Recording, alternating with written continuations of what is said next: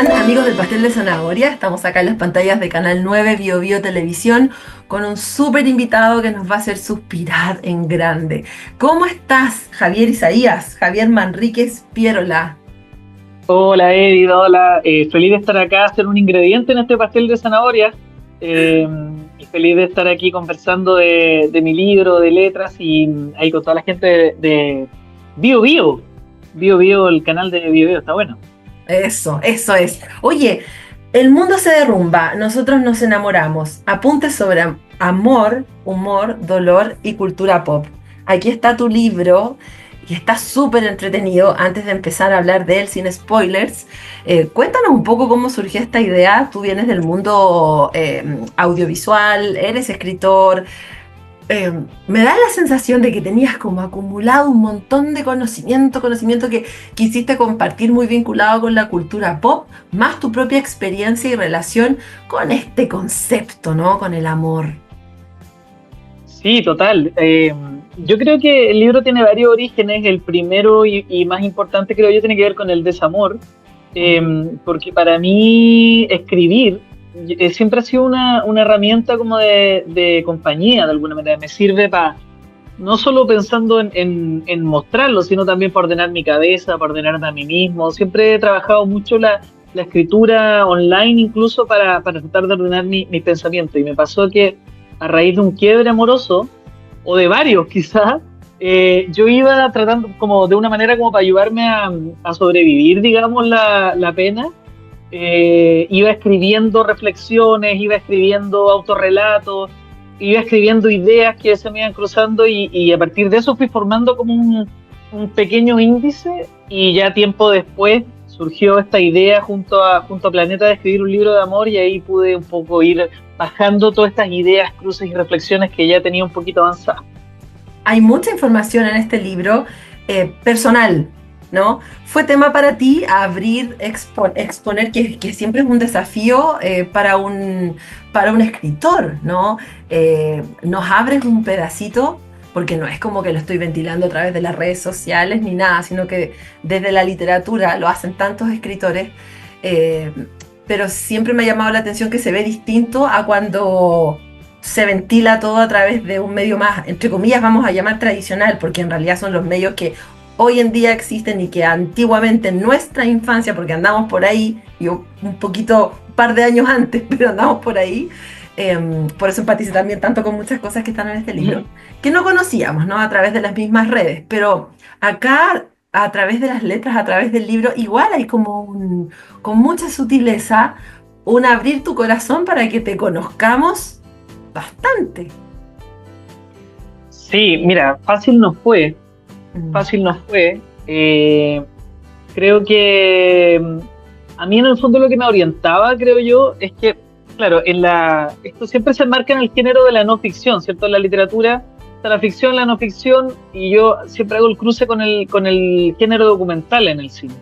Ah, Y cuando uno ve un documental, eh, a ver, haciendo la separación entre el reportaje y el documental, ¿cierto? El ajá. reportaje periodístico busca tratar de acercarse a una verdad, el documental tiene una intencionalidad. En ese sentido, claro, yo trabajo con mi historia, con mi vida, con mi corazón, mi anécdota, desde fracasos amorosos hasta cosas quizás más íntimas o más delicadas, pero traté de orientarme en virtud de la historia o en virtud de las cosas que yo quería contar, en pos de una narración o de una pregunta o sobre todo de una compañía, pensando en las ansiedades del amor, pensando en las fragilidades que deja el amor. Entonces, creo que esta brújula que tiene que ver con, con que aquello que yo contara sirviera para la historia y sirviera para lo que yo quería dejar, para lo que yo quería compartir, creo que eso me ayudó a transitar las aguas complejas que tienen que ver con la vergüenza, con el dolor, con el miedo, a veces a reunir cierto valor para contar ciertas cosas. Creo que tenía un fin literario y al menos eso fue lo que de alguna manera me contuvo, pero no fue un proceso fácil, y tanto al escribir como al terminarlo, porque claro, hay historias ahí reales, hay personas reales, entonces claro, es un desafío. Javier, hay algo que es muy interesante eh, y bonito. A mí me conmovió mucho porque siento que a varios nos pasó, que no, sobre todo los que estamos como yo soy bien cinéfila y bien hollywoodense para mi cine. Incluso el cine antiguo con el que crecí, que me obligó a ver mi abuelo, que se lo agradezco profundamente, es un cine clásico hollywoodense, ¿no? Ese Hollywood de los 50, incluso de la década del 30, yo creo que partiendo del 39 con lo que el viento se llevó en adelante. Y esos modelos románticos, ¿no?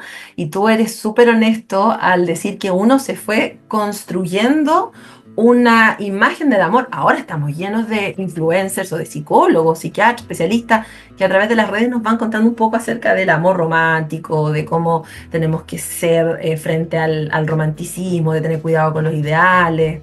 Todas estamos un poquito enojadas con Walt Disney por habernos hecho una construcción del príncipe azul, en fin.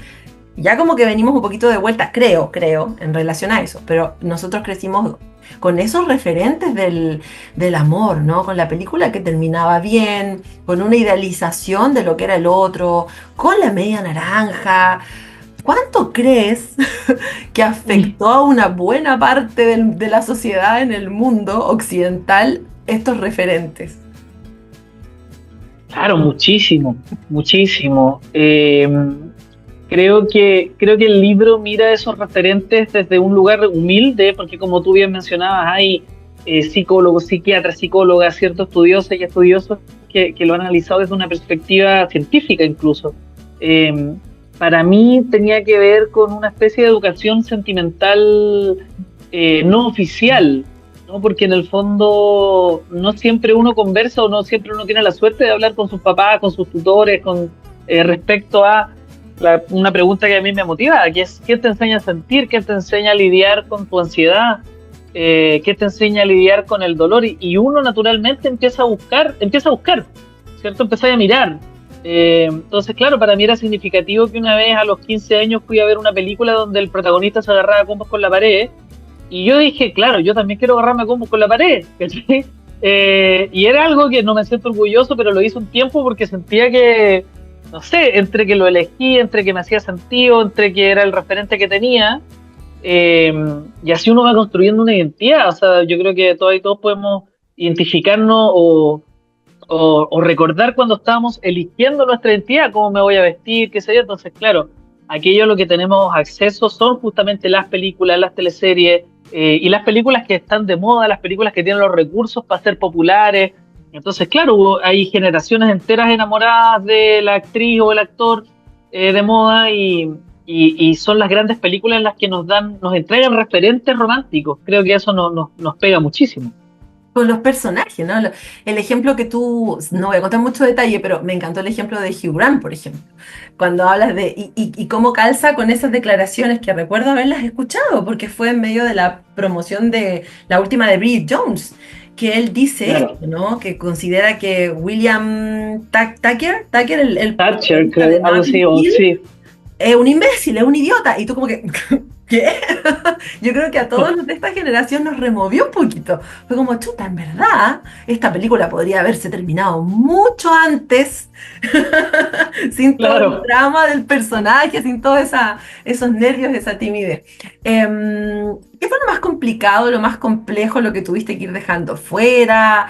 A lo mejor el mismo tema de la exposición. ¿Cuál fue como el Everest de este libro? Yo creo que el gran desafío que tenía era contar una historia sentimental pop sin pasar a llevar intimidades que no fueran la mía. Porque hablo de parejas, hablo de aventura y desventura, trato de darle un tono cómico y trato muy conscientemente de centrar el relato en mí y en lo que yo sentía, justamente para no decir esto se trata de tal pololeo, esto se trata de tal persona, sino que creo que el gran desafío era recordar, a veces con dolor, a veces también con una suerte de reconciliación con la propia historia, y tratar de narrar en el buen sentido, casi que de manera cirujana, tomar esos elementos de la vida real, pero en virtud de la historia, de como lo que decía antes, de lo que yo quería contar y no tanto de que ella me hizo tal cosa y yo hice tal cosa, ¿no? Porque, claro, a lo mejor puede ser eso buen material para el Kawin, pero yo quería hablar más bien de ideas, ansiedades, de otro tipo de cosas.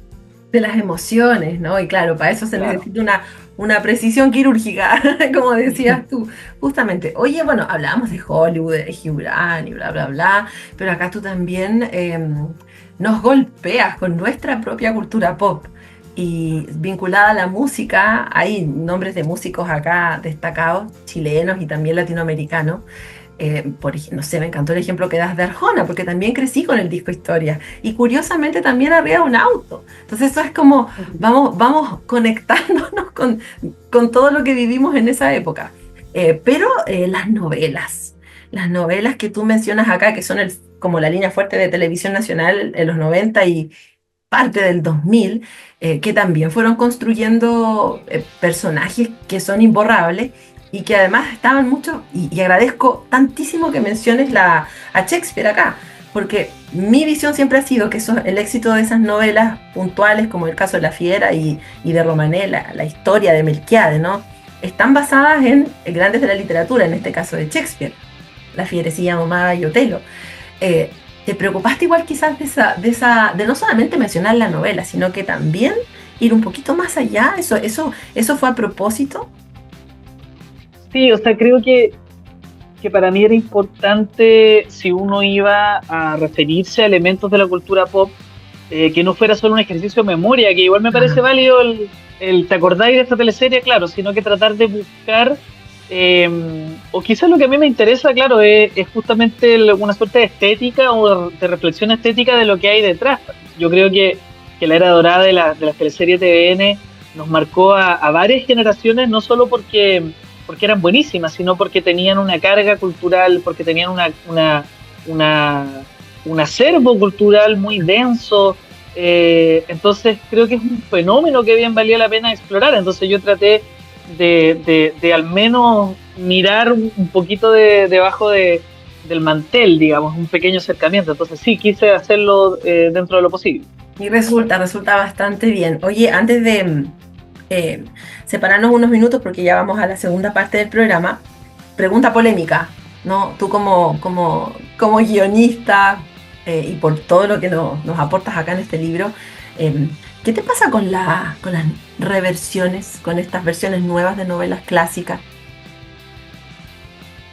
Mira, me pasa que yo soy guionista Mm. o audiovisual, entonces primero tengo como una suerte de solidaridad profesional con la y los colegas que en el fondo es su trabajo. Yo creo que hay mucho talento involucrado en las reversiones, desde el guión, desde la actuación, desde la producción. Y el otro día yo escuchaba a Conan O'Brien, el conductor de Late, gringo, que ahora tiene un podcast y todo, y él decía, se requiere mucho, mucho, mucho, mucho talento para hacer una mala película, decía. Entonces tú ves cualquier película, él decía, estoy seguro que hay cientos de personas brillantes trabajando detrás. No digo que los remakes sean malos, pero sí creo que se produce algo también interesante de mirar, como una suerte de fenómeno. Primero es tratar de recuperar cierta nostalgia, Ajá.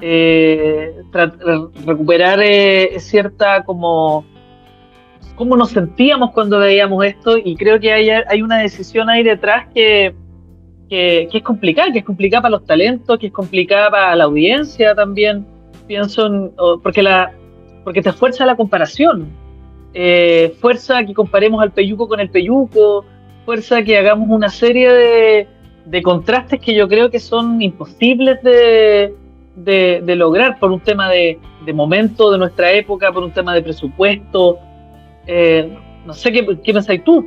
No, o sea, yo creo que es válido si, por ejemplo, y gracias por preguntarme, si pudiéramos hacer un remake, no sé, de La Madrastra, ponte tú, algo que ya toda una generación no haya visto, aunque me encantaría más que viera la original, no sé, Claro. soy muy de la nostalgia de cuidar eso que pasó.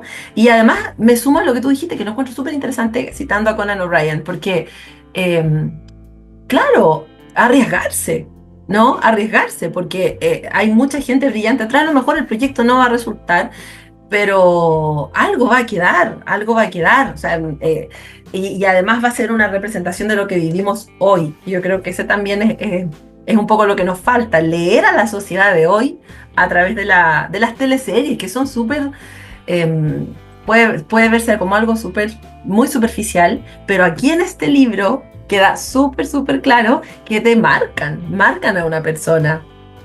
Y de hecho, bueno, yo en el libro converso con Larisa Contreras, que ella es dramaturga, escritora y además fue guionista de Amores de Mercado original y trabaja en la Amores de Mercado nueva.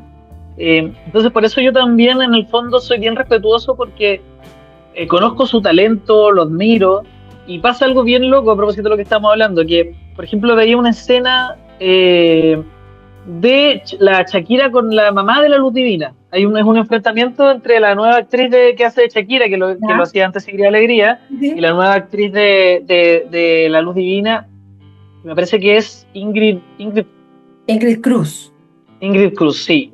Y claro, yo miraba la escena, ambas buenas actrices, y yo decía, claro, esta escena está inspirada en una escena del año 2000, si mal no recuerdo, que era Amores de Mercado, de un país o 2001, un país mucho más conservador, un país donde la iglesia era mucho más fuerte, donde el personaje de la luz divina era incluso, yo diría que incluso el personaje que hacía referencia, que son estas personas ultra religiosas, tenían más o poder o ascendencia sobre las juntas de vecinos, sobre las cuadras, ¿no? Entonces, en ese momento la mamá potente y la mamá religiosa era una persona que tenía una manera de relacionarse con la realidad que es distinta a ese mismo personaje hoy día. Hoy Claro. día o no la pescan, hoy día o está dentro, hoy día esa señora está parada al lado de otra señora religiosa, de un cabro que está haciendo reggaetón, de un cabro que está haciendo trap, donde Exacto. todo el mundo está, por ejemplo, con mucha más liviandad en torno a lo sexual, que en esa, entonces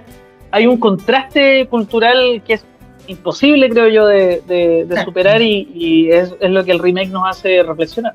Exactamente, Javier. Nos vamos a separar unos minutos muy breves y regresamos con el cuestionario del pastel de zanahoria por las pantallas de Canal 9 Bio Bio Televisión.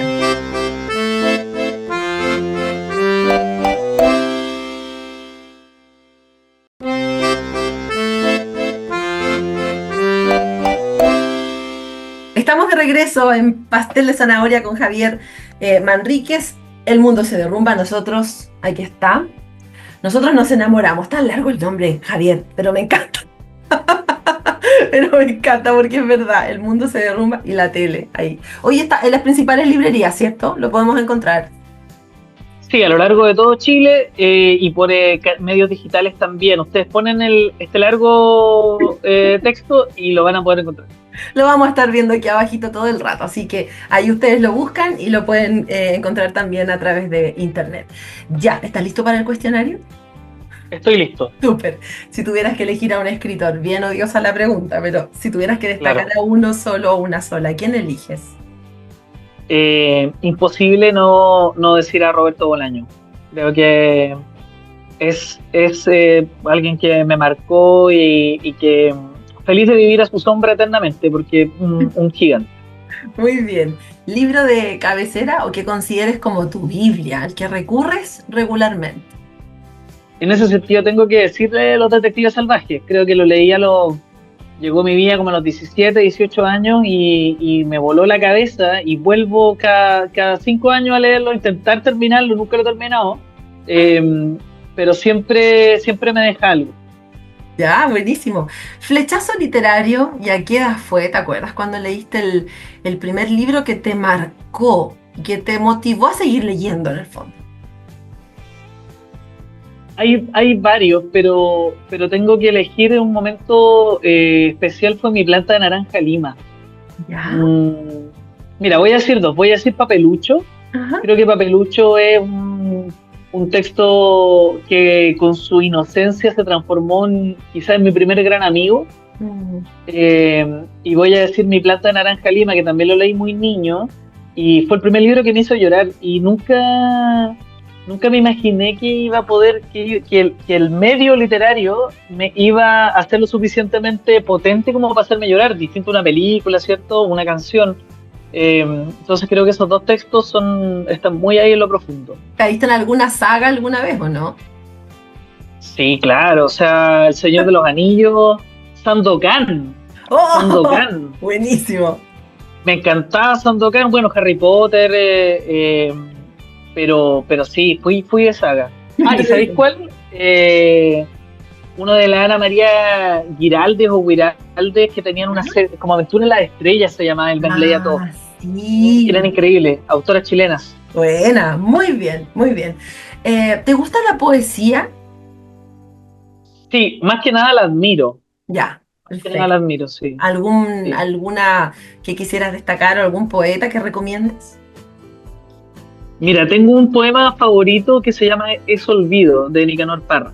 Mm. Yo siempre soy muy agradecido de los profes y las profes, porque mi profe de lenguaje, la tía Nancy, fue muy importante porque me acuerdo que ella hizo una actividad en el colegio y ella nos recomendó un poeta a todas y todos los alumnos. Y a mí me recomendó Nicanor Parra, porque me encontraba medio chistosito, estoy hablando de los 11 años, 12 años.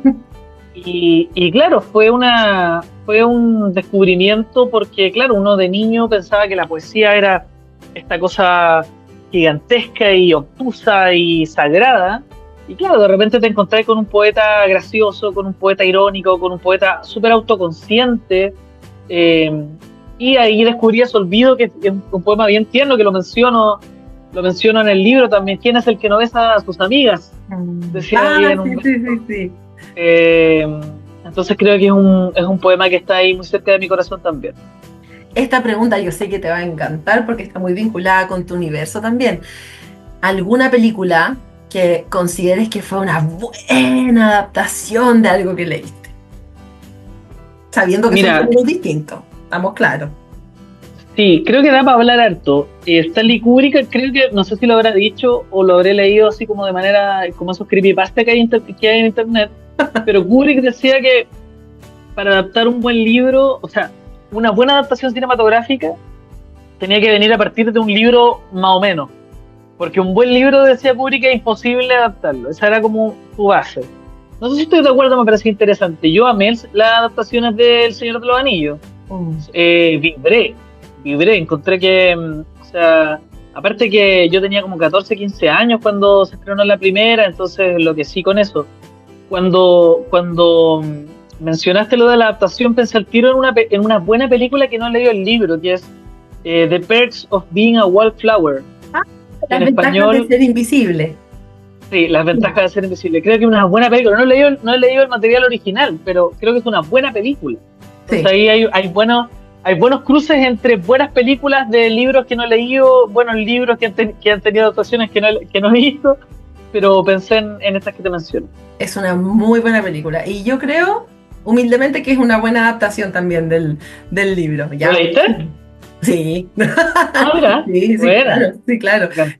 Pero creo que lo leí después de la película, Ya. porque lo leí con la portada ya con los personajes de la película en el libro. Claro, ahí con Es la la Emma típica Watson. portada que hacen después. Sí. Última pregunta, ¿cómo te gusta leer? ¿Tienes alguna maña? ¿Te gusta leer con música, sin música, tranquilo, en la micro, en el metro? Mira, soy bien movie en el anglicismo, como que tengo que tratar de conciliar todo para ponerme ahí como en el ánimo, sobre todo ahora que hay tanto estímulo, paso metido en el celular, paso metido haciendo tantas cosas. Entonces, como que mi lugar soñado para leer es la playa, en la arena. Creo que es como que hay una educación también literaria, si se quiere, como de que la playa era el momento para leer, entonces como que nada más rico para mí que estar en la arena leyendo, o si no, en el cafecito, ahí me pongo ñoñoíno, me han dicho. Pero yo creo que el café puede ser un gusto ahí para todas y todos sin importar la comuna, y soy muy de ir a un cafecito a leer. Y es una gran recomendación para esta ciudad, porque estamos llenos de café en Concepción, ciudad Eso. lluviosa. En todas las galerías te vas a encontrar con un cafecito. Javier Manríquez, muchas gracias por esta conversación, por todas tus recomendaciones. Una última pregunta. Tu Instagram eh, es Wororororoy, por lo que creo que es Wororororoy, Sí, exactamente, por la es como canción de... de ¿Ah? Juan Luis Guerra. Sí, Ya, sí, sí, sí, exactamente. porque Juan Luis Guerra y Emanuel. claro, esa canción la cantan los dos, tienes toda la razón. Que me dio mucha risa Sí. porque yo busco tu Instagram y como que la canté inmediatamente. Así que Y lo que está pasa es muy bien. que, sí, el origen fue a pedir su mano a Juan Luis Guerra, que es solo Juan Luis Guerra, pero Claro, mucha gente la conoce por No he podido verte, que es de Manuel con Juan Luis Guerra. esa es, no he podido verte. Javier, un abrazo grande, gracias por este contacto y mucho éxito con El Mundo se derrumba. Muchas gracias por la invitación. Ojalá ahí a toda la gente de Concepción lo puedan leer, lo puedan disfrutar y nada, siempre aquí disponible para conversar. Que estés bien, chao, chao. Un abrazo. Nos vemos la próxima semana con más libros en el pastel de zanahoria por las pantallas de Canal 9 Bio Bio Televisión. Que estén muy bien. Adiós. Chao, Javier. Chao.